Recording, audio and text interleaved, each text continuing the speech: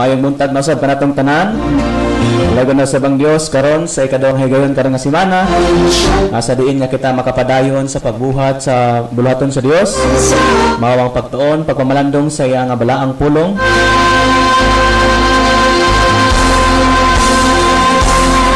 And today is Friday, July 15, 2022. So, kinigihapon ng inyong igsuon, Brother Juan, Juanito Lontod Arbiol, makawaban ninyo sa pipilo lamang kaminoto. O kayo pang Diyos, magapanalangin ka nato, tanan. O good morning sa ito nga Facebook friends, o sa ito mga radio listeners. O dalay ko na sa bang Diyos, kay kita makapadayon diha sa iya nga pulong, o before kita magapadayon, mag-aampon na kita. Labing balaan, o gamahanan namo nga Diyos, kanimo o Diyos, nagapasalamat kami, karon nga kabuntagon amahan, sa diin ang imo napod nga pulong Ginoo mapalapnag. Lord, nag-pray ako nga imo akong pasayloon, hinluan sa akong mga kalapasan, Lord. I don't want to do anything, Ginoo, with dirty hands. Cleanse me, Lord, and use me, Ginoo. Sa pinakasimple lang nga pamaagi ang imong pulong, makahatag og comfort, guidance, wisdom, o guidance, Lord, sa mga pag-adlaw lang nga pagkinabuhi ilabi na Ginoo sa tanan gyud nga nagapaminaw nini. Amahan, i-bless ang tanan nga nagapaminaw karon, ang nagapang-share, nagapang-engage nini nga buluhaton, Lord, o sa mong pagpadayon amahan. Unta, ikaw Ginoo magapasabot gyud niini sa pinakasimple lang na pamaagi. Kani ang mga ginahangyo, gipasalamatan sa pangalan ni Ginoong Hesus among Dios ug manluluwas. Amen. Once again, good morning kanatong tanan and welcome sa tong ikaduha nga part sa tong common questions about Christian suffering. Yesterday we talk about how do suffering comes, sa unsa man nga pamaagi, sa diin ang mga problema o mga pag-antos nagasingabot.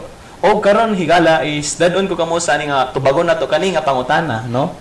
Simple nga pangutana. Why do suffering come? Ngano man gyud nga ang mga pag-antos nagasingabot sa ato nga kinabuhi. Ug mao kana ang atong tubagon karon sumala sa pulong sa Ginoo kay ngano man, dili nato malimod ang realidad nga sa ato nga pagkinabuhi as a Christian is dili gayud kita exempted sa kaning gitawag bitaw nga suffering. O in fact, kung imong tan-awon sa Timothy, no, ingon si Apostle Paul ngadto kang Timoteo nga yea, everyone that live godly in Christ Jesus shall suffer persecution. Therefore, ingon pa kakambal na gyud nato ang kaning gitawag nga suffering. The moment nga natawo ta nining kalibutan na partner na gyud ta na og naay purpose ang Ginoong Dios, no? Nganong na-experience nato na og naapoy mga reasons behind ana nga mga suffering. Naay mga reasons. Og mao kana nga atong tubagon karon. Now, why do suffering come? A common question about Christian suffering part 2 now. Dili kita magalangan. Number 1 is commonly suffering come as a result of sin. Ang suffering higalig suon is mao ni nagasingabot kini siya sa ato nga kinabuhi as a result of sin. Resulta na kana siya sa sala. Og in fact, kung imong tanan ang Book of Genesis, og dito gid siya nagasugod, no? Og in fact, ang death, even ang death, is dito gid na siya. Ang punuan gid na is because of sin. Ngano man, kay tungod after nakasala si Adan og si Eva, is mo nang naka-experience na tag tears, maka-experience na tag death, maka-experience tag crisis, maka-experience ta og illness, mga famine. Og effect kana, resulta kana siya sa sala. Og one illustration ni Gales mao ni sa John chapter 5 verse 14, mao ni ato mabasa. Afterward Jesus findeth him on the temple and said unto him, Behold, thou art made whole, sin no more, lest a worse thing come unto thee. Now imong tan-aw ni Gales, ingon si Jesus Christ, sin no more, lest a worse thing come unto thee. Unsa di pasabot ani? This would infer that his sickness, katong sickness o sa katawo nga gi-mention, ana nga sa John chapter 5, imo makit-an nga it was a result of sin. Now sa John chapter 5 verse 5, imo makita dito that he had been sick for 38 years. And katong ingon ni Jesus Christ na sin no more lest the worst thing shall come unto thee, nag-imply kadto siya nga ang iyang sickness is resulta sa iyang sala. Nga mao nang nasakit siya for 38 years. Now, ikaduha nga example kaning si Miriam, kaning igsuon ni Moses. Now, in Numbers chapter 12 verse 10 mayon ingon sa Bible, And the cloud departed from off the tabernacle, and behold, Miriam became leprous, white as snow. And Aaron looked upon Miriam, and behold, she was leprous. Now, naka-experience ni kaning leprosy bitaw. Of course, dili man gyud ko ka-relate ani nga sakit kay by the grace of God, wa man ta kaagi nini nga sakit or kaning balatian, pero sure ko higala, kung imong tanawon sa Bible is dili ni siya basta-basta nga balatian, no? Kanang mo experience yun ang tao nga naa niini is kanang mag-suffer yun siya, suffering. And now in the case ni Miriam is naka-leprous siya, nagkaroon siya og leprosy. Now ngano man, the question is ngano man gyud nga nagka-leprous siya? She became leprous, white as snow. Ngano man gyud? She was white with leprosy for the sin of murmuring against Moses, the servant of the Lord. Mao di ay ni nga sometimes as a Christian nga ang ato di ay nga mga suffering na experience is resulta na siya sa atong sala. Now in the case of Miriam, nagmurmur siya against the leadership of Moses, the servant of the Lord. Tungod kay nagmurmur siya, gisilutan siya sa Ginoo. Kanuman kay dili di ay higala gusto sa Ginoo nga magmurmur ta against his servant. Dili di ay ganahan ang Ginoo nga sa usa ka Kristohanon nga magmurmur siya against the leader nga gihatag sa Ginoo. And kung ang isa ka Kristohanon di ay, no, as a lesson sa tuwa, nga the moment nga kita magmurmur against the Lord, against the servant of our Lord, no, especially karon nga panahon, ang implication ani is the pastors, no, the moment we are murmuring against the leader nga gitalaga sa Ginoo, there is chance na possibility nga i-punish ta sa Ginoo. Kay bisan pa imong tan-awon sa Old Testament ang naga-murmur against, no, sa kuan sa leader sa Ginoo is ginasilutan na siya sa Ginoo. And imong tan-awon is igsoon pa gid ni sila. Therefore higala ang kuan di ay ang punishment di gid sa Ginoo is bisan pa kadugo na nimo, no? As long as ning labag ka sa kabubuton sa Dios is wala di ay na siya nagbase sa blood kundi kay ang Ginoo justice. Og now imong makit-an she was white with leprosy kay because of sin of murmuring, no? Mao nang resulta sa sala. And letter C mo ni next nga example, si King Asa. Imong tan-aw dito sa 2 Chronicles chapter 16 verse 12. Ingin siya diri. And Asa in the 39th year of his reign was diseased in his feet. No? Nagsakit ang iyang sakit sa iyang tiilan. Now until his disease was exceeding great, yet in his disease he sought not to the Lord but to the physician. Now imong tan-aw ni Gala, in his youth si King Asa, he trusted God. Mao nang imo ato makit-an sa life ni King Asa. But in his old age, he refused the leading of the Lord. Mao nang higala, gipunish gyud siya sa Ginoo. Nganuman, he refused the leading of the Lord and therefore he was punished with foot and disease. Now, unsay lesson ani sa toa? Higala igsuon na leading ang Dios sa tong life. Whether we like it or not, no, whether we accept it or not, na leading ang Dios. Pinagi sa iyang balang pulong, pinagi sa conviction, pinagi sa preaching, pinagi sa teaching, pinagi sa even inner voice, no, of the Holy Spirit. There is God's leading in His Word. And the moment we refuse to His leading, of His instruction, just like the life of King Asa, we will be punished. Na ay punishment. O kana nga punishment higala is mo cause na siya og suffering, no? And therefore, this proved nga sometimes suffering was a result of our own sin. And last day or yesterday we talk about, no, how is we discussed, no, sa verse in Galatians chapter 6 verse 7 is ang principle nila is kung sa atong gipugas mo po na siyang atong anihon, no? And why do suffering come? Dili lamang as a result of sin, but number 2, that the works of God made manifest. Okay? Sometimes, why do suffering come? It is because so that the works of God made manifest. Just like the life sa katao diri sa John chapter 9, imong tan-awon, and his disciples asked him saying, Master, who did sin? This man or his parents that he was born blind? So imong tan-awon na ibuta didto, no? Unya nangutana ang mga disipulo ni Ginoong Jesucristo, nangutana out of curiosity siguro, nangutana sila, Master, kinsa man ang nakasala, kani ba nga tao o ang iha ba nga ginikanan ba kaha? Ngano kaha siya nga nabulag? Now, mao ni ang response sa tong Ginoong Jesucristo. Jesus answered, Neither hath this man sinned, nor his parents, but that the works of God should be manifest in Him. Amen? Now, when others are ill, no, mana yung si Jesus Christ, kani nga tao, kaning iyang pagkabuta, dili na resulta sa iyang pagpakasala or nagpakasala ba ang iyang parents. Kung dili aron ang work sa Dios, ang buhat sa Ginoo is ma-manifest, mapahayag sa iyang kinabuhi. And even the moment nga mapahayag sa iyang life, ang effect niya na is it will be also manifested sa mga tao nga nakapalibot sa iya. Mao na siyang effect. And that's why ang lesson mao ni, when others are ill, do not really judge them and say, what sin has he committed this time? No? Mao gyud ni, no? And sometimes we are tempted as a believer nga magmarites sa atong igsuon. Na natay nakitaan probably nga igsuon nga nagkasakit, unya magmarites dayon ta, no? Labaw pa ta sa mga dili magtotoo. Ingon dayon unsa ka ang gikuan niya, no? Unsa ka ang iyang sala nga gikomit nganong gisilutan siguro siya sa Ginoo. No.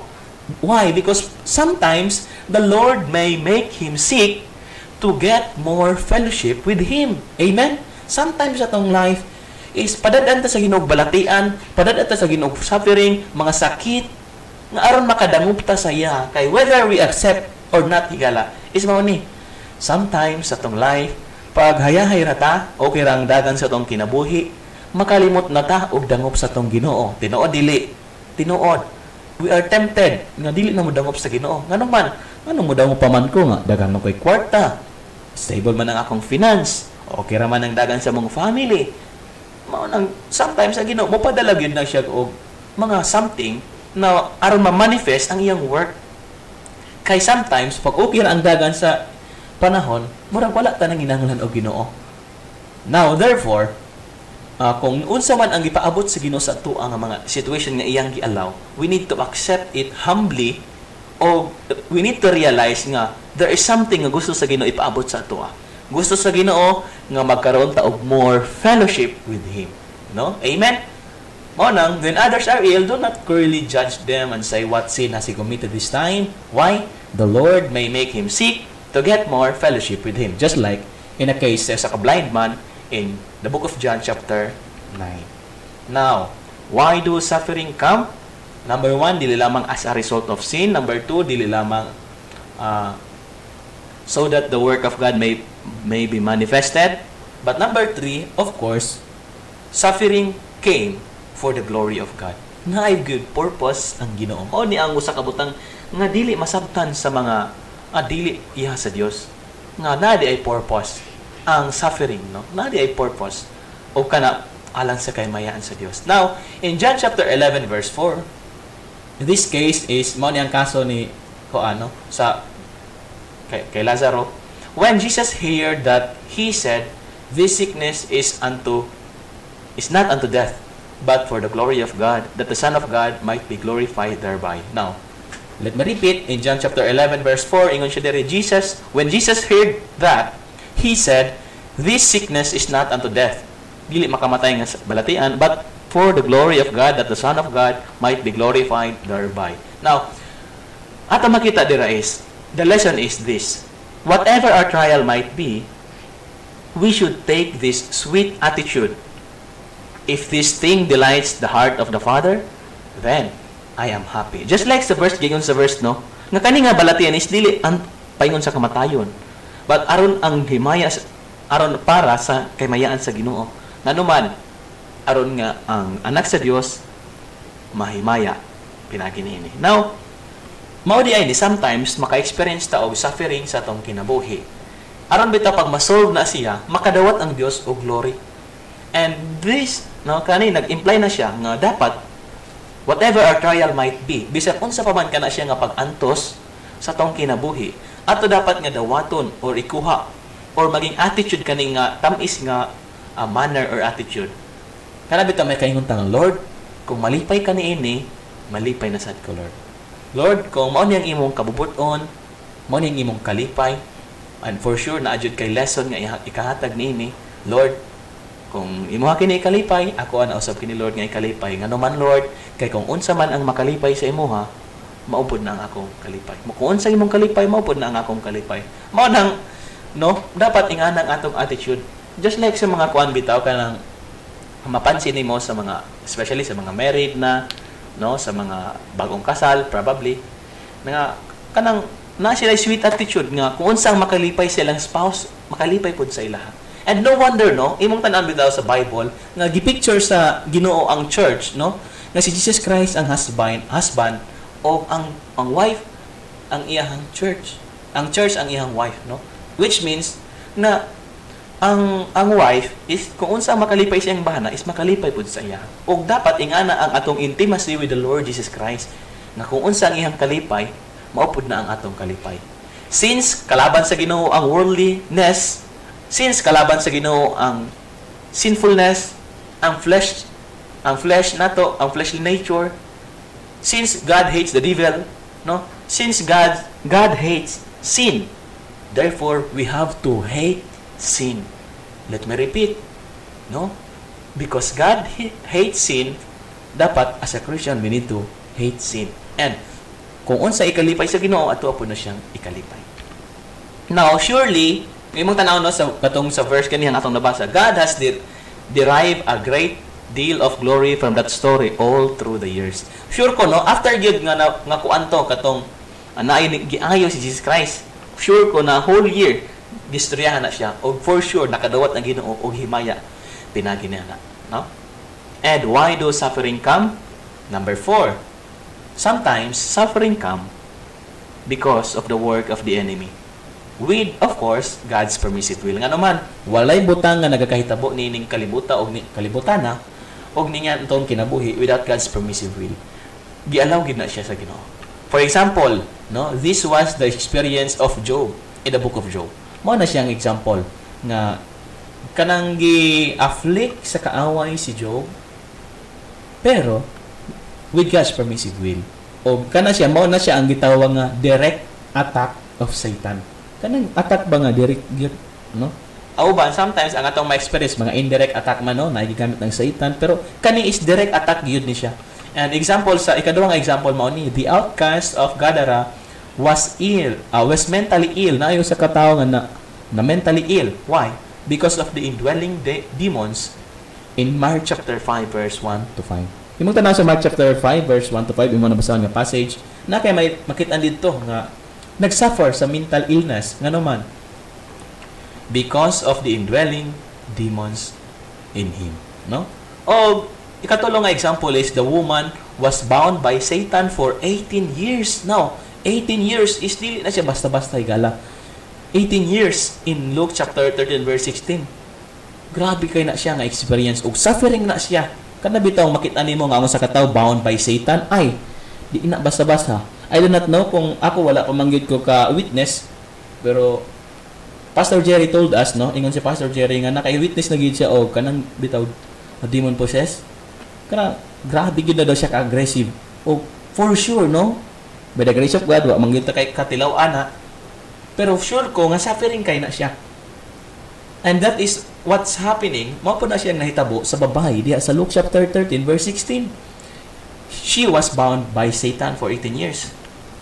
Now in Acts chapter 10 verse 38, nagisgot kadto of those that are oppressed of the devil, na ay gi-oppress ang yawa.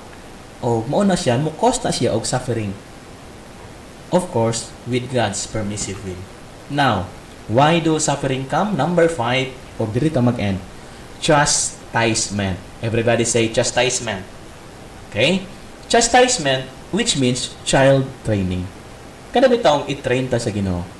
No? Now, karon in Hebrews chapter 12 verse 5 ingon ang Bible, and ye have forgotten the exhortation which speaketh unto you as unto children, my son, despise not thou the chastening of the Lord, nor faint when thou art rebuked of him. Amen?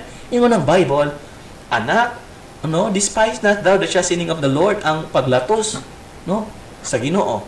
Kung ihatang i-rebuke, dili dapat namang luya. Kaya nga naman, in verse 6, for whom the Lord loveth, He chasteneth, and scourgeth every son whom He receiveth. Mao gyud na ang realidad. Palangga ta sa Ginoo, and therefore palangga ta sa Ginoo. Ato kuanong gyud ta niya, latoson gyud ta niya. Og nayo sa kabata no, nakikita na ko. Ano ko? Ingnan ako siya. Hala ka. Bunalang gyud ka karon sa imong mama. Ingon dai ang bata. Dili man ko bunalan ni mama kay palangga man ko sa imong ni mama. Ingnan ko siya. Mas mahadlok ka kay palangga ka sa imong mama, bunalan ka ana. Ngano man kay kung dili ka bunalan sa imong mama, dili ka palangga sa imong mama. And that is true higala igsoon. Kung ikaw karon isa ka parent, ano? Parent nga usa ka parent nga nagapaminaw karon o gina-scourge nimo or gina-chastise nimo imong anak and ingnon gyud ka, good job for that, no? Nindot kay na siya nga naay madisiplin ang imong anak. O kung ikaw karon usa ka ginikanan nga konsentidor, no? Ingnon gyud ka, wala nimo gihigugma ang imong anak. Kung dili nimo ginadisiplina ang imong anak, ingnon gyud ka, wala nimo gihigugma ang imong anak. Kung dili ka nagapadlong, ginapasagdan ra nimo imong anak sa iyang kaugalingong pamaagi, wala ka higugma sa imong anak. Gipasagdaan nimo nga imong anak mapariwara. Dili na maayo atubangan sa Ginoo. Kaya naman sa impon na siya sa tong kaso sa Ginoo. Palangga ta sa Ginoo. Evident na kay na siya.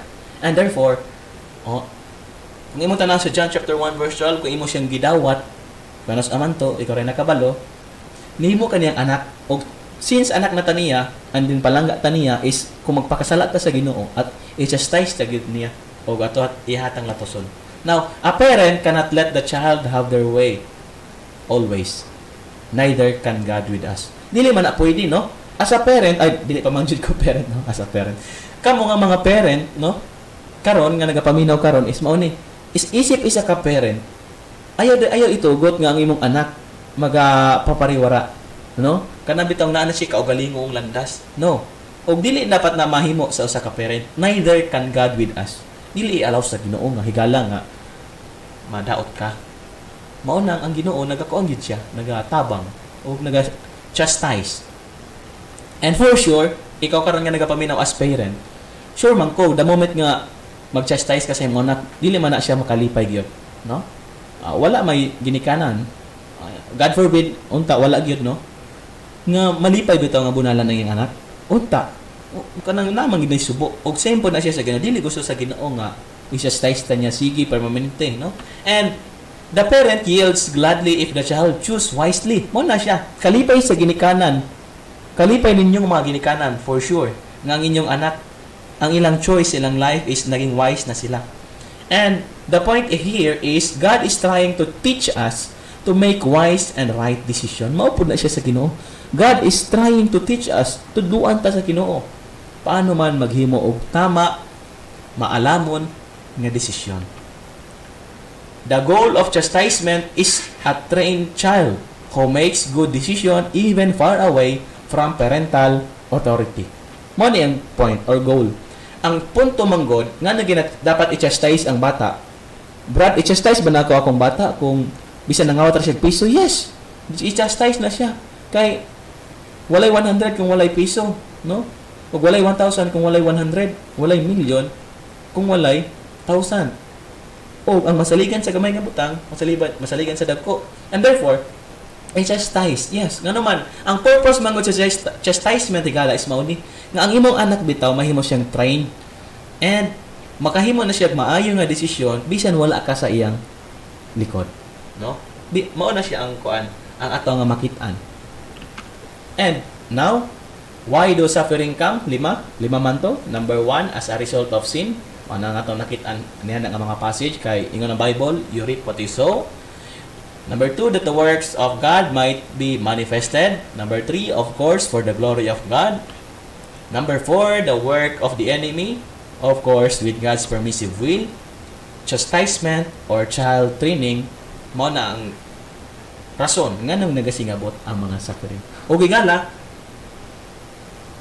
kuan man gyud ning suffering, no? Sa to ang kuan, tawhanan nga una, negative kay nang iyang dating. Pero time will come. As time goes by, ma-realize nimo, nindot di ay nang maka-experience tag suffering. Kaya naman, naa siya impact. Pag naa kay mailan nga naka-save sa imong nagihan, maging more effective ang imong pagtambag. Tama? O before ang 2012 at 2012, no? Sa December, nagbagyo man gyud diri sa Baganga, dugay na pud kay to. Before ang nga year makita na mo dagko gid kay mga kuan, mga lubi no, mga puno. Og imong tan-awon murag strong kay tan-awon oh. Pagabot sa bagyo, ang tumba oy, ang nabilin, ang nagpabiling nagbarog katong lig-on. And therefore, suffering ang purpose po niya na sometimes atong life is aron test kung strong ba gyud ta sa Ginoo. And ang purpose niya na aron kita mas maduol sa tong Ginoong Jesucristo. And lastly, suffering is often part of His plan to train us. Let me repeat. Suffering is often part of His plan to train us. Amen? Mao na siyang realidad. Suffering is often part of His plan to train us. That's the reason why do suffering come. Let's pray. Father, thank you sa imong pulong. I-bless kini Ginoo sa mong kasing-kasing. In Jesus' name we pray. Amen.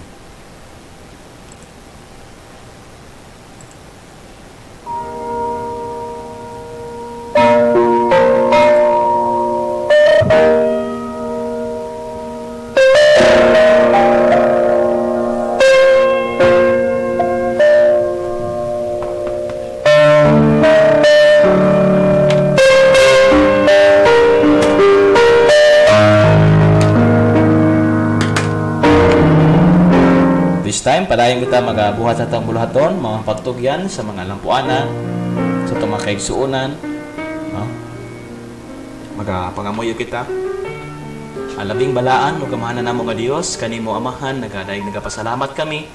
Nini nga takna sa kabuntagon, Lord. Thank you so much, Lord, for enlightening us about your word, nga nagapahimangno ikaw amahan, nga sa mga 5 ka butang, or 5 ka hinungdan, nganong ang mga pagantos, nagasingabot sa mong kinabuhi, Lord. Thank you for your word. On this time, Lord, nagapray ko padayon sa life ni mo sunod Ginoo, si Auntie Imelda Malino, praying sa in life, praying Ginoo sa good health, protection and guidance and blessings, especially Ginoo kay nang Pipay, o kay sa good health ni nang Kunching, o kay Kuya Bubong, and good health sa sa entire family, o bisan pa man Ginoo sa pag-study sa family, sa mga kabataan, Lord.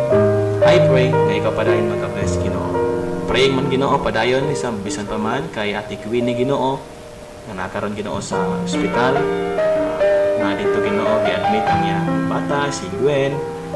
Pray ko Lord nga unta dili maabot sa point Ginoo nga operahan ang kuan unta Lord God makaya lang sa medication. Ikaw man gihapon Lord God maga-supply sa mga needs financially and emotionally Ginoo, comfort o strength Ginoo sa pagsagubang sa iyang problema.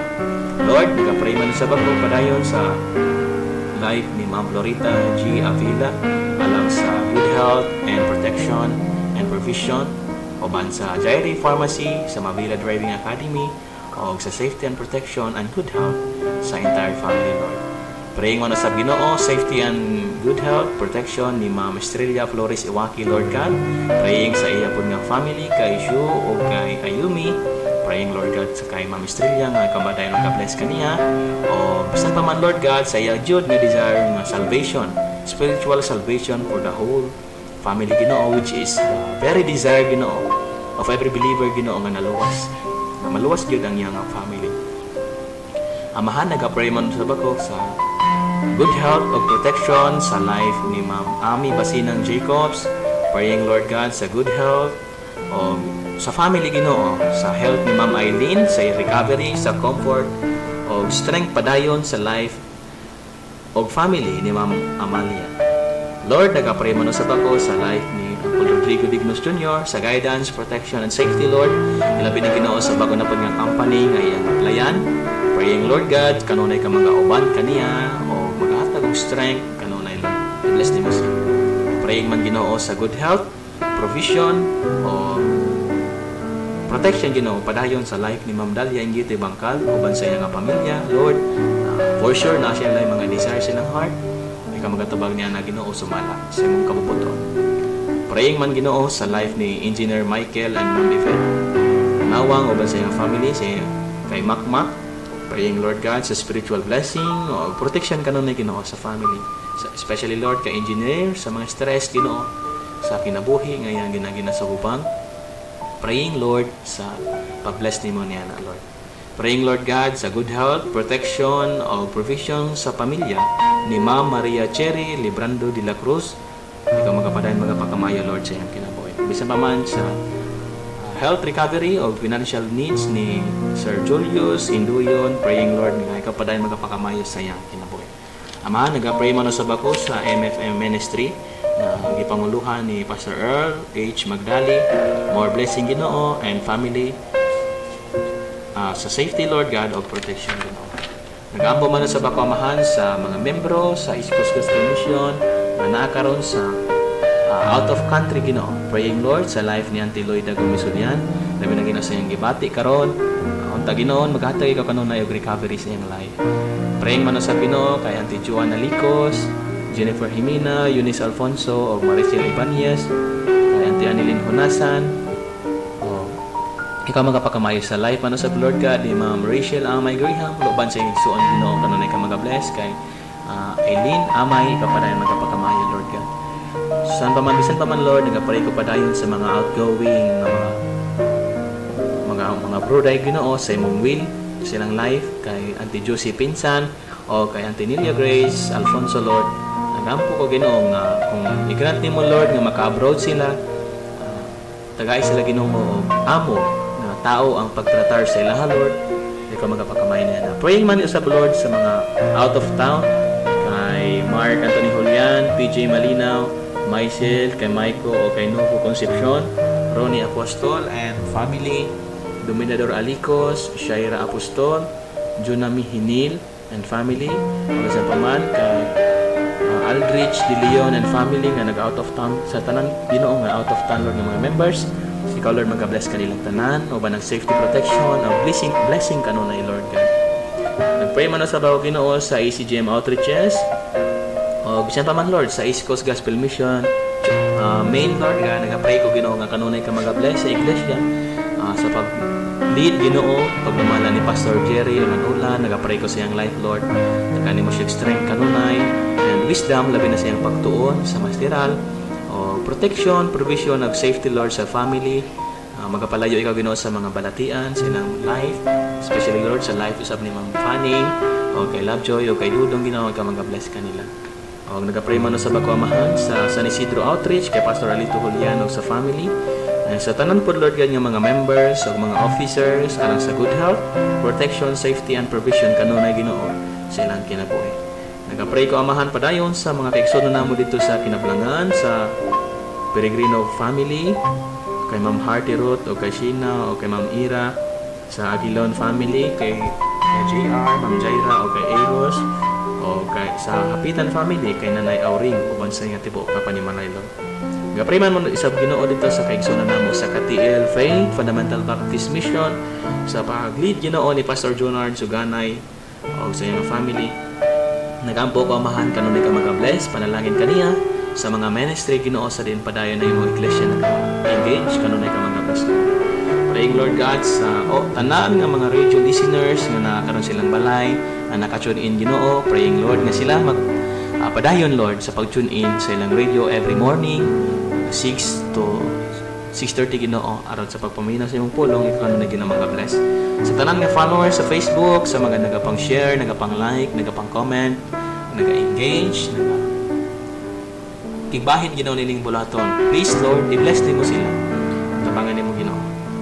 Nagapray man sa baka Ginoo sa kanunay padayon sa labi na Lord God sa government officials o sa pag-lead Ginoo sa mga presidente si Bongbong Marcos o sa tanan gikan sa national taman sa local officials Lord.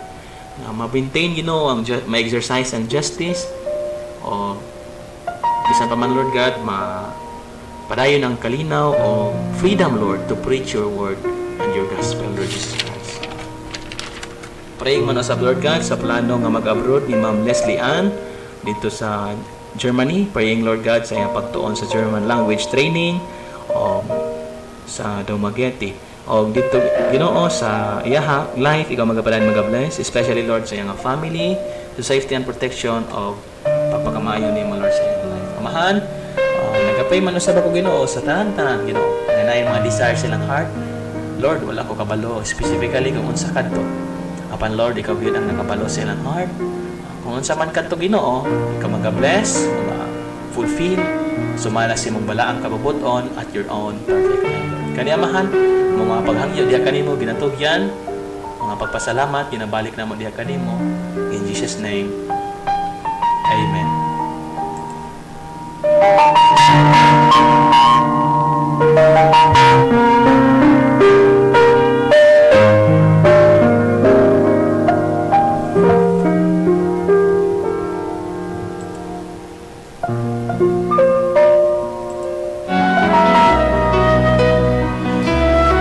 All this time, tugot ako sa pagtimbaya sa mga nakauban nato karon online sa Facebook before kita manamilit. I find rest in your presence and fullness of joy in worship. Good morning and happy watching kay Ma'am Dalia and Getty Bangkal. Good morning. Ang Diyos magapanalangin kanimo kanunay. Salamat gayud sa makanayon nga pagsuporta o pagsubaybay. And good morning, greetings from Ma'am Estrella Flores Iwaki. Good morning. Bisan pa man sa tanan gayud nga nagapaminaw karon. Good morning sa tanan. Greetings from Auntie Imelda Malinaw.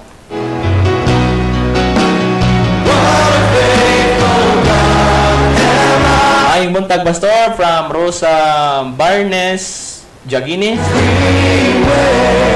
God bless to all who follow. Greetings from Pastor Jerry Olan-Ulan. Akong i-greet ang mga nakaroon sa gawas. Good morning kay Ma'am Fanning, kay Pastor Jerry, kay Aljon, kay Lovejoy o Kandudong. Good morning sa tanan nga nagapaminaw. Greetings from Brother Rodel Masanggi.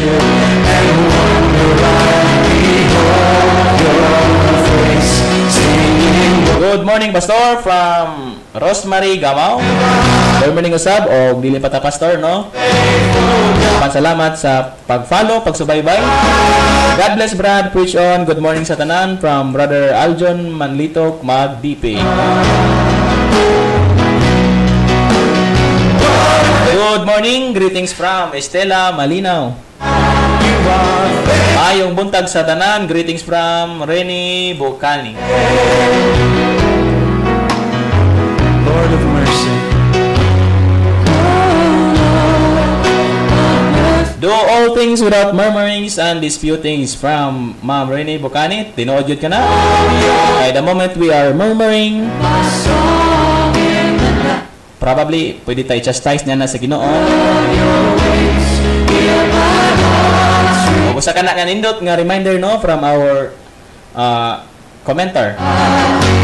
Sometimes dili na makahinumdum bisan sa pagampo. O tinood ka na no from Rene Bocani. Mao nang time nga i-chastise na sa Ginoo or padanon tag suffering para makaampo ta, makahinumdum tag ampo no. Og tinood jud ka na siya. And thank you Lord sa tanan. Good morning Pastor Jerry and brother and to all. God bless from Ma'am Jinky Indoyon. Good morning Ma'am. Ang Dios magapanalangin kanimo og salamat kayo sa makananayon nga pagsuporta ug pagsubaybay ning atong programa.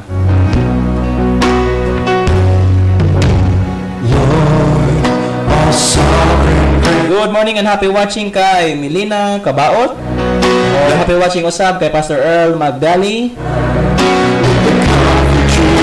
Good morning and happy watching bisan pa man kay Angel Grace Omeles dito sa Katiil.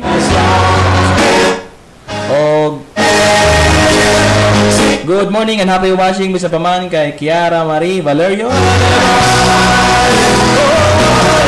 Happy watching bisan pa man kay Richard sa Bandal Ibanez. Happy watching diha kanimo.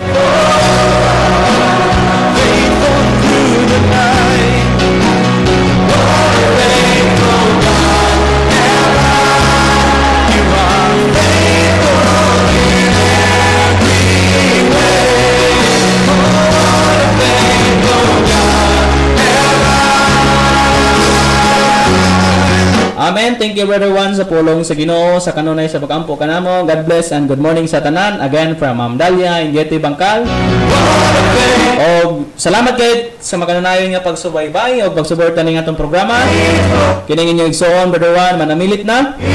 And again no, alang sa tong mga wala pa nakabalo, ang atong schedule is mahimong makauban ko ninyo Every Thursday and Friday in the morning, 6 to 6:30. O, bisan pa man. Salamat gid kayo sa inyong pagpig-uban karon. Piningin niyo Son Brother Juan manamilit na og magaingon.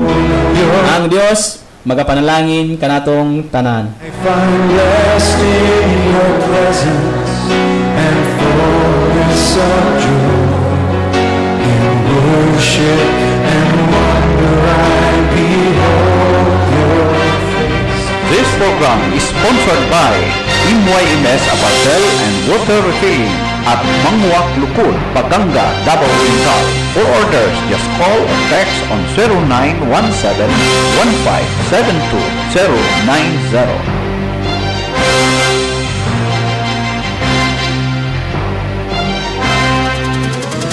A place like home. Come and visit at MYMS Abatel, located at Mangwak Lukon, Paganga, Davao Oriental. MYMS Abatel offered also meals. For reservation, just call or text on 0917-1572-090. Oras sa Kabataan, kada Sabado alas 11 hangtod alas 11:30 sa buntag, uban kay Ate Jeb ug mga kaubanan, magahatag og Diosnong istorya gikan sa balaang kasulatan dinhi lang sa ECGM.